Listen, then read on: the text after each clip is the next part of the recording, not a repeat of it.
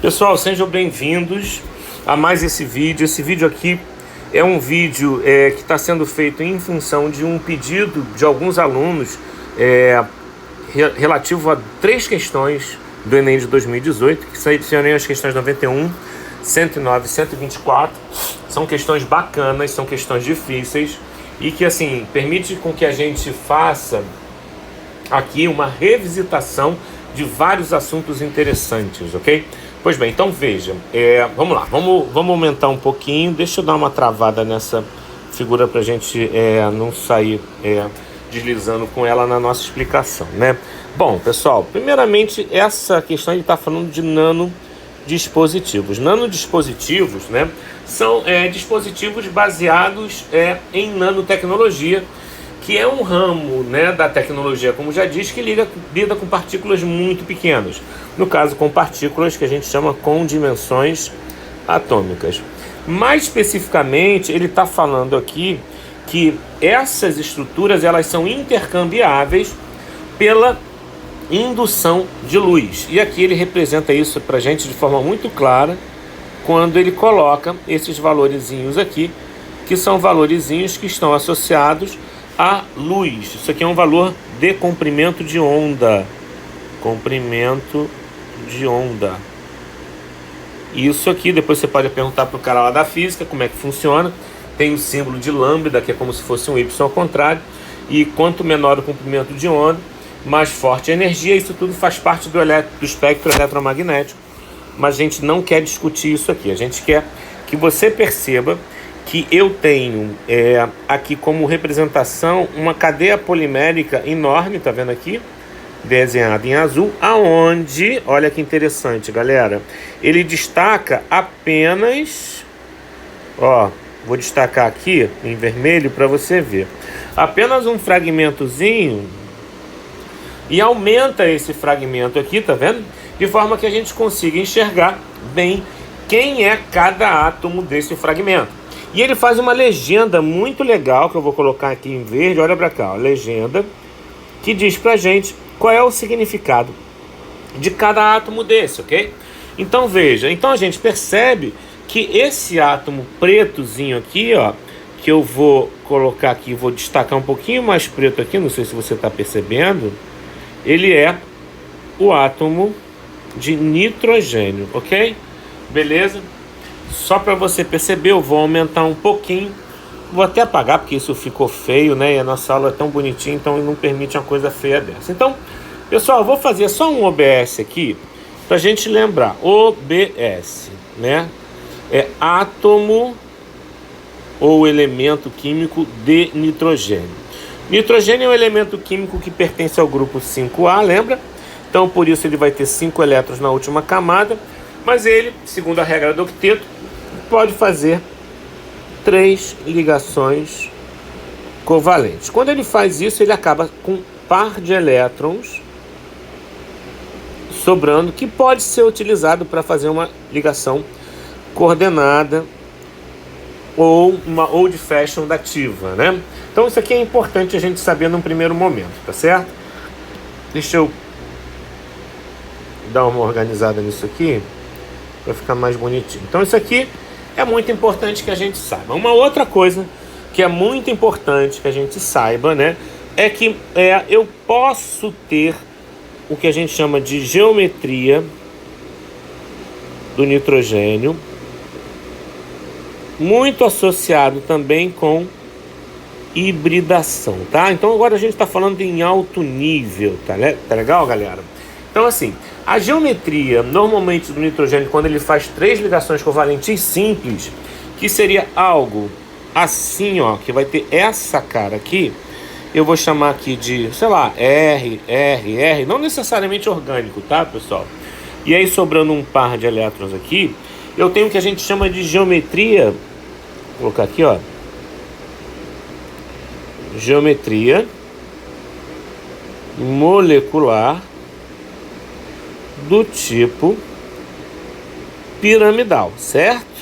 Beleza? Muito bem. Só que também tem uma forma aí que a gente aprendeu para quem é meu aluno, a gente aprendeu lá no simulador do PET, né, que é aquela universidade lá do Colorado, né, que você também tem um tipo de geometria chamada molecular eletrônica, que é um tipo de geometria que leva em consideração o par de elétrons. E quando você leva em consideração o par de elétrons aqui, você acaba percebendo que essa geometria, ela é uma geometria, rapidinho galera, é uma geometria tetraédrica, ok? Beleza? Normalmente nunca ninguém pediu isso no ensino médio, mas vai que o Enem pede. Então, você toma cuidado com isso aqui, ó, porque isso aqui, ele é meio mandrake, tá? Então vou aqui envolver para ficar bonitinho pra gente. Eita ferro, não era isso que eu queria não, mas tudo bem. Agora foi. Envolver isso aqui, ó, e vou colocar assim, ó. Cuidado, ok? Tá vendo como tem tanta coisa aqui que a gente pode falar? Cuidado. Beleza? Pois bem, só que observe você, né, que o nosso átomo de nitrogênio, ele não tem essa configuração. O nosso átomo de nitrogênio, deixa eu dar uma separadinha aqui, ó.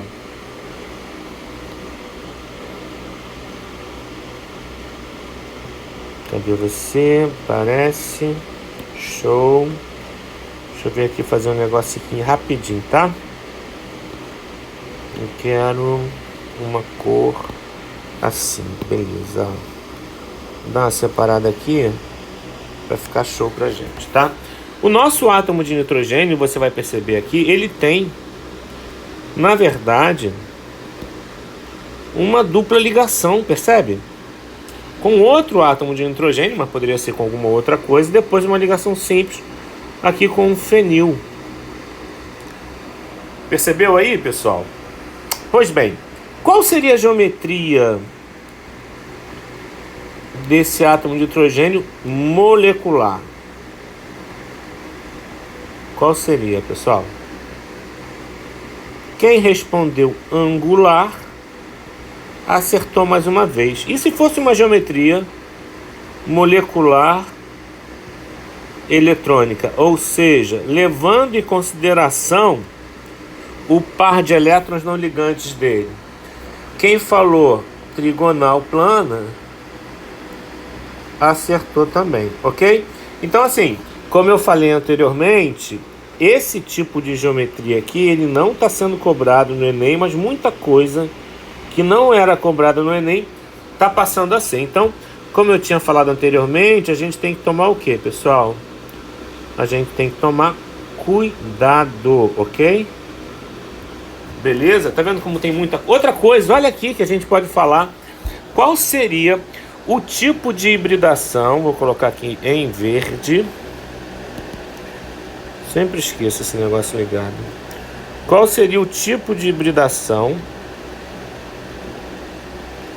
que eu teria para esse nitrogênio, hein, galera? Qual seria? Lembra que a hibridação tem a ver com as nuvens que existem em volta do átomo central? Quantas nuvens eu tenho em volta do átomo central, pessoal? Eu tenho uma nuvem, tá vendo aqui, ó? Duas nuvens, três nuvens, e o par de elétrons é uma nuvem também, tá certo? Então essa hibridação seria do tipo o quê? Quem falou sp3 acertou, tá certo? Agora veja só, se a gente for analisar esse nitrogênio que está envolvido nessa ligação aqui, dessa estrutura, tá vendo? Vamos voltar para lá.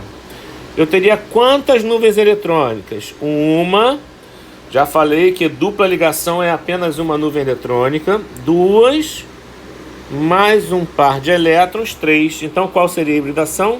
Seria a hibridação do tipo sp2, ok? Então ele poderia estar perguntando várias coisas dessas, eu achei interessante falar sobre isso, tá? Bom, vamos voltar para cá. Então a gente percebeu aqui que o nitrogênio, que é esse carinha aqui, ó, tô aumentando, ele vai ter um par de elétrons, né? Deixa eu tirar isso, deixa eu botar aqui que eu acho mais bonitinho. Ele vai ter um par de elétrons aqui, né? Como a gente pode ver, e vai ter outro par de elétrons aqui nessa orientação, percebe? Pois bem, essa é uma orientação aqui, e aí a gente vai ter que falar um pouquinho sobre um outro assunto. Então esse aqui assunto já foi para o espaço, que é chamado isomeria geométrica, lembra disso? A isomeria geométrica, ela tem várias facetas, mas de uma forma geral, o que a gente pode dizer, pessoal? A gente pode dizer que a isomeria geométrica, existem outros casos, tá? Eu tô falando assim, geral. A isomeria geométrica é quando você tem uma ligação dupla entre dois carbonos, você tem radicais ligados a esse carbono, e a isomeria geométrica, para que aconteça, o R1 tem que ser diferente de R2 e o R3 tem que ser diferente de R4. Acompanhou? Tá certinho? Beleza? Pois bem, e aí a gente tem a posição relativa, lembra? Dos átomos de hidrogênio, onde se os átomos de hidrogênio estão posicionados numa situação transversal, num posicionamento transversal, deixa eu colocar um exemplo para você aqui, ó, para a gente fazer uma revisão completa. Exemplo do but-2eno, que eu poderia ter os hidrogênios situados do mesmo lado, ou os hidrogênios situados, veja você, em lados diferentes. A gente percebe, deixa eu colocar aqui, ó, que os hidrogênios aqui, eles estão situados em alinhados do mesmo lado, tá vendo aqui? Pois bem, enquanto que aqui os hidrogênios estão situados em uma forma transversal, sacou? E aí a gente diz o que, pessoal? Lembra? A gente diz que essa aqui é a forma cis, então esse aqui seria o cis but-2eno. Fica tranquilo que depois eu vou botar esse arquivo lá todinho. E esse aqui seria a forma trans, beleza? Tranquilo? Quando a gente leva isso para cá, a gente percebe que tem um problema. Por quê? Porque eu não tenho carbono e também não tenho hidrogênio, mas eu tenho dupla entre dois átomos de nitrogênio.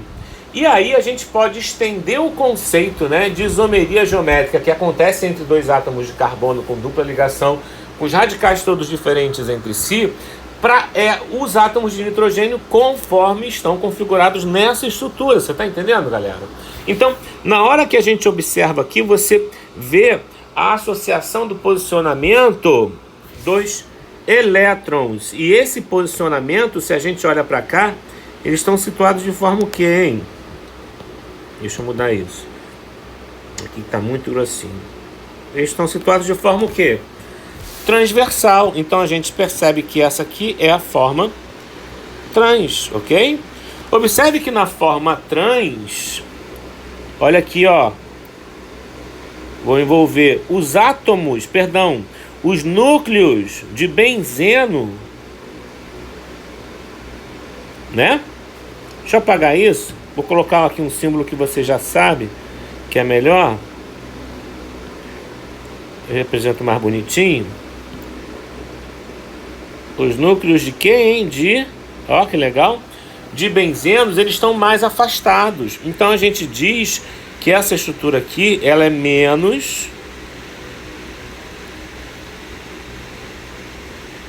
compacta, ok? Normalmente é assim, sabe? Quando você tem configurações trans, elas são menos compactas do que as configurações cis. Olha o meu toque.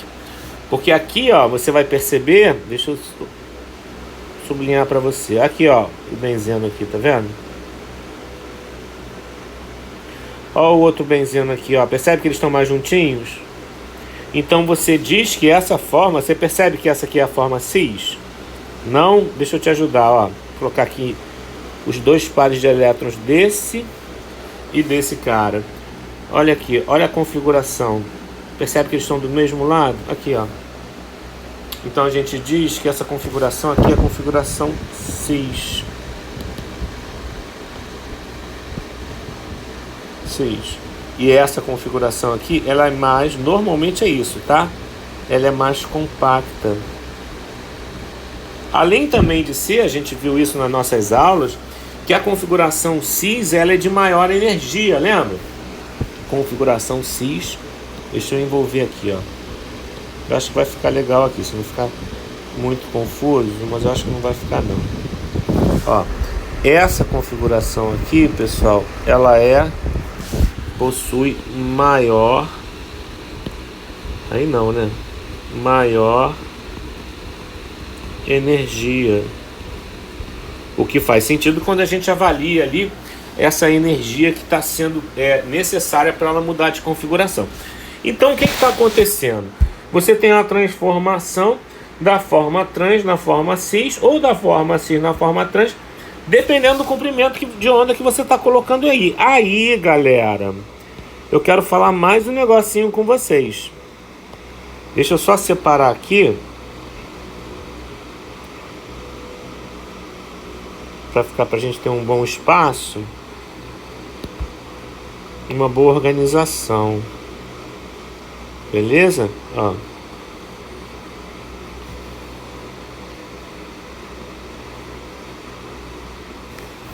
Pronto, acho que agora ficou legal. Então veja, o que eu queria falar com vocês, né? O que eu queria falar com vocês, eu acabei de... Ah, sim, que essas reações, né? Reações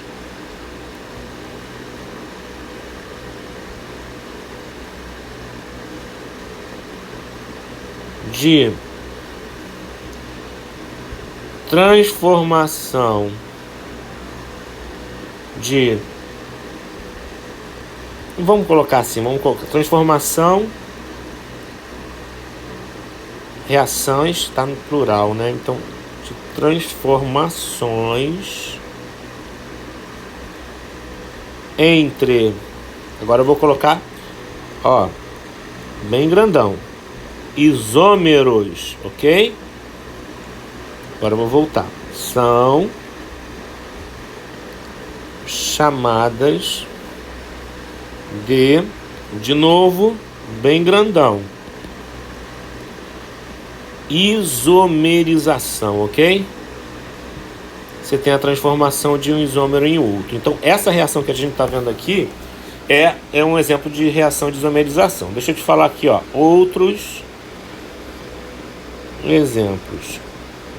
Ora, pessoal, quando a gente tem um enol que muitas vezes se transforma ou numa cetona, lembra disso? Ou num aldeído, é uma reação de isomerização, porque você transforma um isômero no outro, tá?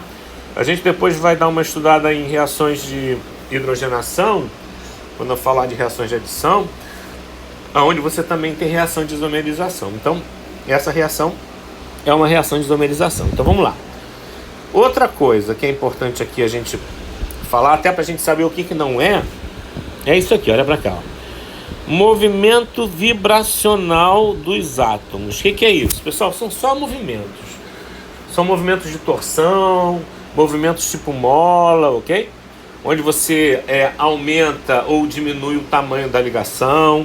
Então não tem nada a ver com o que a gente está falando. É como se fosse uma molinha, tá certo? Então nada a ver com o que a gente está falando. Então não é verdade. Isomerização. Opa, olha que lindo, ó. Isomerização é correto, porque realmente está acontecendo. Das ligações N dupla N, faz sentido, porque você está girando, né? Como se estivesse quebrando a dupla, girasse e ela formasse novamente. Sendo a forma cis, opa, cadê a forma cis? Achei, a forma cis é essa aqui, tá vendo? Ela é mais compacta que a trans, a gente chegou a essa conclusão também. Então ela é realmente a mais compacta que a trans. Então eu gostei disso aqui, a gente vai ficar com isso, vou chamar de verdadeiro verdinho, tá? Que nem no sinal de trânsito. Tautomerização. Não, esse aqui não é tautomerização. Lembra que eu falei para vocês que tautomerização até é um exemplo, né? Eu até vou escrever isso aqui. Que isso aqui é o exemplo de tautomeria, né? Então, mas realmente a isomerização, mas não é esse o caso, porque não é um enol, né, galera? Tranquilo? Então não é a C. Então deixa eu excluir isso. Ressonância entre elétrons π do grupo ácido. Pessoal, ressonância, deixa eu explicar para vocês o que é ressonância, mas eu vou explicar melhor o que é ressonância. Ressonância é algo que tem a ver... Ressonância tem a ver com duplas conjugadas, ok? Então eu vou te colocar aqui, ó, exemplos de duplas conjugadas. Benzeno. Benzeno pode ter ressonância. Depois eu vou explicar isso melhor lá na frente, tá? Outro exemplo de duplas conjugadas. Imagina essa estrutura aqui, ó, que eu tenho duplas ligações, carbono sim, carbono não. Então aqui eu posso ter ressonância, ok? Que seria uma possibilidade como se fosse um dominó das duplas ligações irem migrando, tá certo? Então não é o caso aqui, porque essas duplas ligações não estão migrando. Então eu vou excluir isso aqui também, ok? Variação conformacional das ligações N dupla N. Você também não sabe o que é conformação. Deixa eu te explicar aqui o que é conformação. Conformação seria a arrumação no espaço que uma determinada estrutura tem. Então seria uma arrumação espacial.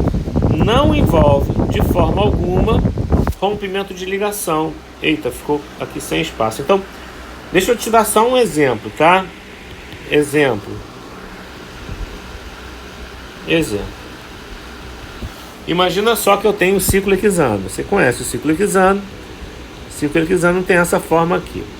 O ciclo hexano, ele tem duas conformações espaciais. Ele pode se apresentar assim ou pode se apresentar assim, ok? Essa forma aqui a gente chama de forma cadeira e essa forma aqui a gente chama de forma bote. É como se fosse uma série, é como se fosse um esqueletozinho de uma figura com seixo de hexágono e que você conseguisse entortar as ligações. Então isso aqui seriam conformações diferentes, ok? Então deixa eu só... Tudo isso aqui a gente fala muito pouco no ensino médio, mas já é bom porque dá uma ideia para vocês. Então deixa eu só... Cadê você? Favoritos. Botar aqui uma cor legal. Aqui tá show de bola. Deixa eu botar aqui pequenininho pra gente poder separar, tá? O que é cada coisa, ó. Isso aqui é uma coisa, tá certo? Isso aqui é outra coisa. Deixa eu botar retinho aqui. Isso aqui é uma coisa. Isso aqui é outra coisa. Tá legal? Beleza? Então são coisas diferentes. Ressonância e conformação, que tem a ver com variação conformacional. Então, também não é isso aqui. Tá legal? Show? Beleza? Então a gente chega à conclusão que a resposta... A questão é difícil, tá? Bem difícil. Que a resposta seria a letra B. Beleza? Então a primeira tela já foi. Vamos para a segunda, que seria a questão 109. Outra questão difícil também. Aliás, essa pessoa, ela só pergunta questões difíceis. Que bom que eu tô aqui, né?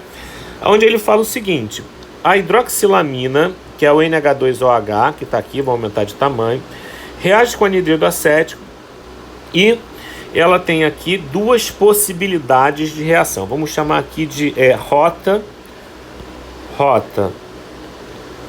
A e aqui seria a rota B. Ok? Faz sentido porque já era o produto A e o produto B. Observe o que está acontecendo na rota A, galera. O que está acontecendo na rota A, deixa eu fazer aqui, ó, o esqueminha das reações. É um rompimento da ligação aqui, tá vendo? Onde você tem um rompimento dessa outra ligação aqui. Olha que legal, beleza? Vamos associar carga positiva e negativa? Vou associar em verde. Então aqui seria a carga negativa, que é hidroxila. Aqui carga positiva, porque é NH2. Aqui em cima do oxigênio, carga negativa. Aqui carga positiva, em cima desse carbono. O que acontece? Carga positiva ataca carga negativa. Carga negativa ataca carga positiva. E está explicado por que eu gero o composto aqui do produto A, que é esse cara aqui que ele está falando.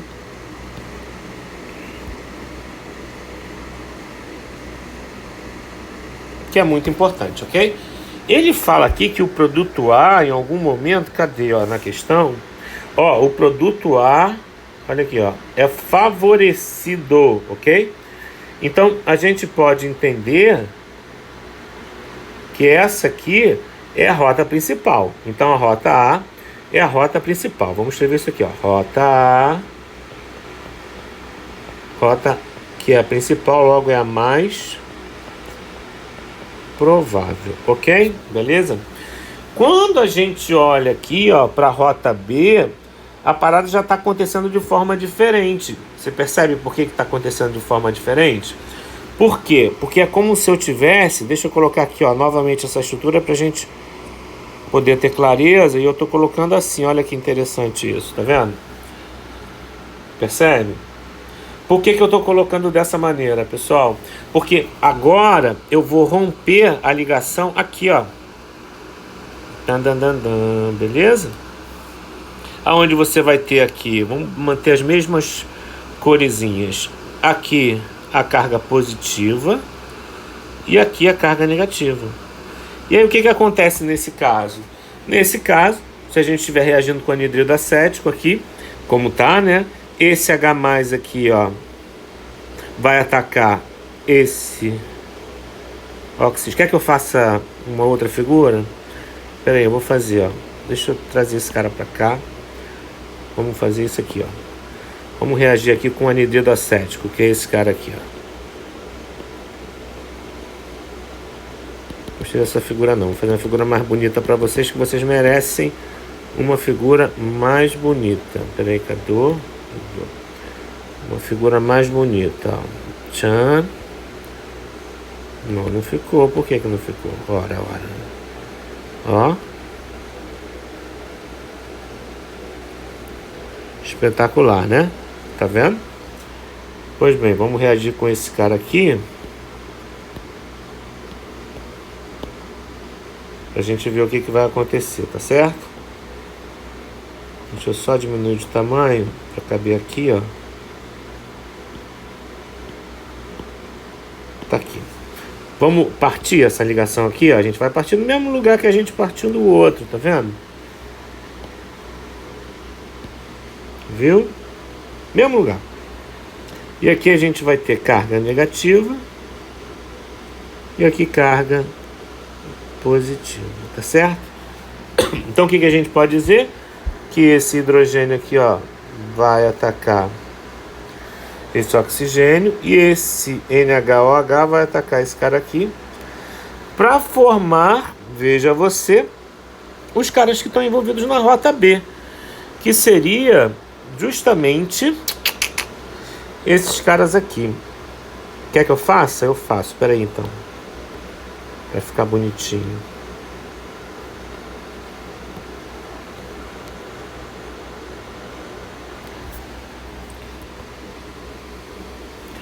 Aqui eu vou fazer o seguinte, porque eu sou meio preguiçoso. Então eu sei que essa figura estava aqui porque eu tinha usado anteriormente. Deixa eu dar só uma editada nela, que ela vai ficar ótima. Quer ver? Ó. Apply. Done. Tá aqui, ó. Vai formar esses caras aqui, não é isso, pessoal? Confirma comigo isso? Então veja, olha que interessante. Então a gente percebe que a rota B, que é a menos provável, diferentemente da rota A, vai depender do quê? Depende de quem, pessoal? Depende da ligação NH. Sim ou não? Enquanto que a rota A, que é a mais provável, né? Ela vai depende da ligação. Fala para mim, qual é a ligação para rota A que a gente fez aqui? Da ligação NOH. Isso não é lindo, gente? É ou não é lindo? Ou seja, então, veja, percebendo-se que, né? E aí eu vou pegar esse cara aqui e vou destacar, porque eu não resisto, eu tenho que destacar isso. Eu tenho que destacar isso numa cor muito legal, ó. Tá aqui. Eu percebo, e aí eu vou pegar isso aqui tudo e vou dar uma diminuída. Enquanto que isso aqui eu vou levar para cá e também vou dar uma diminuída. Por que não? Porque esse aqui ele está associado a isso aqui, certo? Que é a rota A. Enquanto que isso aqui está associado, obviamente, à rota B. Beleza, gente? Então, na hora que a gente procurar as opções aqui, deixa eu diminuir aqui para você poder ver. As opções, ele quer saber a molécula que tem o quê? Que apresentou menor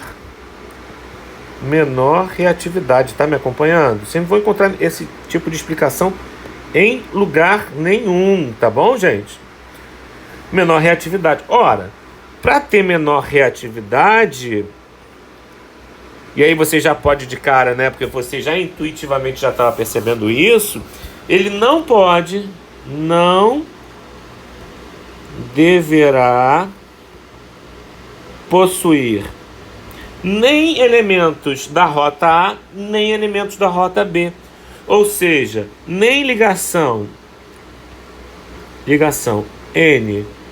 NOH e ligação NH, ok?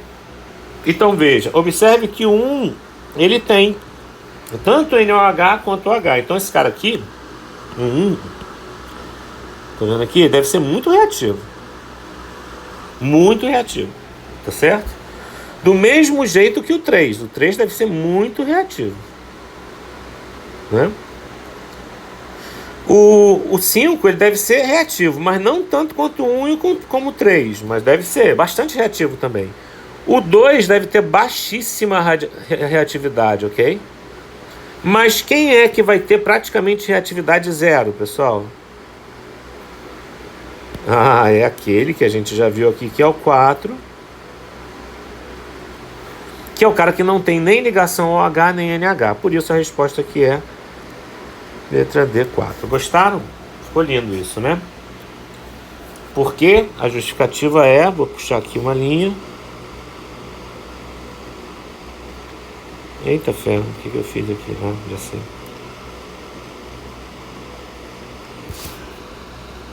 Uma vez que não possui nem NH e NOH. Tá claro isso, gente? Perguntas?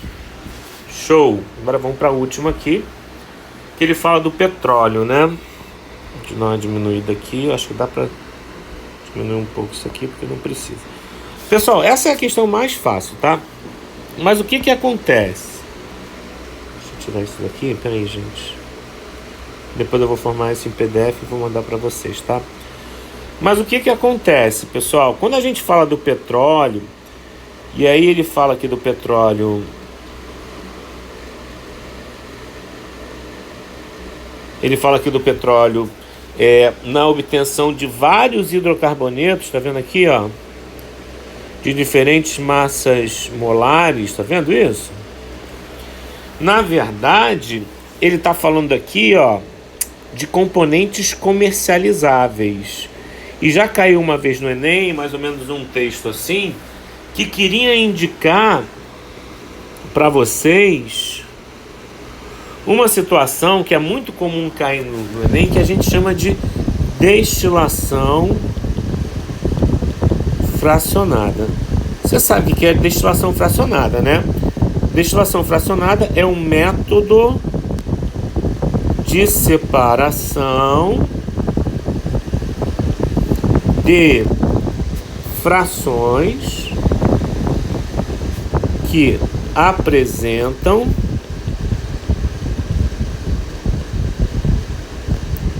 pontos de ebulição próximos. Então, assim, quando você passa lá perto da Reduc, você encontra aquelas torres, né?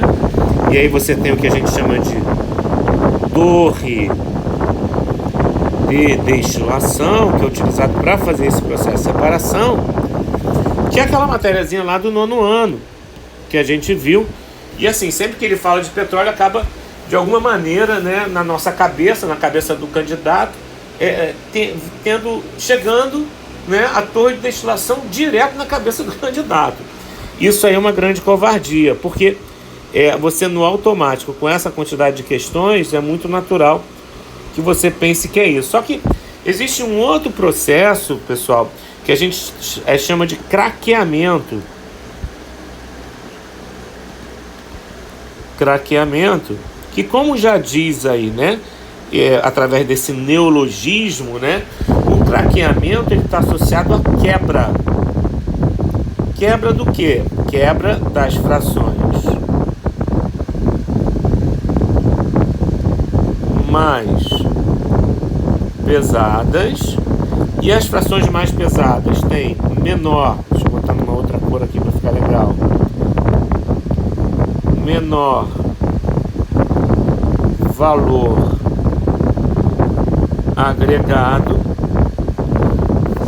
em frações. Fala aí, mais o que? Mais leves, porque essas frações, elas vão ter o que, pessoal? Elas vão ter maior valor agregado. Então, são dois processos aí. Você tem que tomar muito cuidado, porque às vezes o Enem quer te enganar. Deixa eu colocar aqui. Eita, peraí. Às vezes o Enem quer te enganar, mas na verdade o que ele está falando é justamente disso aqui, tá? Quando ele fala de craqueamento, ele deixa isso claro, obviamente, mas assim, você tem que tomar cuidado, porque a gente acaba lendo muito rápido. E é esse cara aqui que a gente precisa focar. Ok, pessoal? Então veja, vamos lá, vamos analisar as alternativas, né? Transformação das frações de petróleo em outras moléculas menores. Gostei disso, hein? Então, por enquanto, eu curti isso aqui. Vou colocar aqui verdadeiro. Aqui, reação de oxirredução, nada a ver. Solubilização das frações de petróleo, nada a ver. Decantação, nada a ver. Decantação com centrífugo. Separação de diferentes componentes de petróleo em função de suas temperaturas. Cara, olha só. Isso, desculpa o termo que eu vou usar, mas é uma puta sacanagem. Por quê? Porque, olha só, é justamente essa questão que é o distrator, que é o distrator mais terrível que tem, porque nessa opção ele está associando isso ao quê? Ora, pessoal, vocês já perceberam, né?